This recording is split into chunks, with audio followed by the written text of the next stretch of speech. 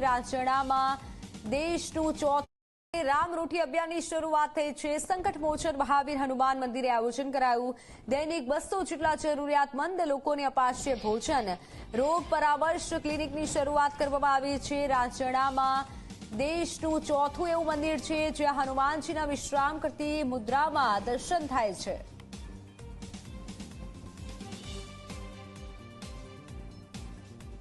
દૈનિક 200 જેટલા જરૂરિયાતમંદ લોકોને ભોજન આપવામાં આવશે। અનેક લોકો મંદિરે દર્શન કરવા માટે આવતા હોય છે અને આજે ક્લિનિકનો શુભારંભ પણ કરવામાં આવ્યો છે। રાંચડા ખાતે રામરોટી અભિયાનની શરૂઆત કરાઈ છે। આજુબાજુના ગામડાના લોકો ભોજન લઈ શકશે।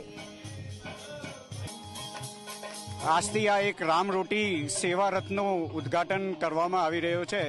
હવે મંદિરમાં રોજ નિયમથી 200 લોકોનો જમવાનો પૌષ્ટિક ખોરાક બનશે અને આ શહેરમાં વિવિધ વિસ્તારોમાં જરૂરતમંદ લોકોને આ ભોજનની વ્યવસ્થા કાયમ ધોરણે ચાલુ રહેશે અને જોડે જોડે ગરીબોને બર્તન કિરાણું અને જાત જાતની દવાઓનું વિતરણ પણ કરવામાં આવશે।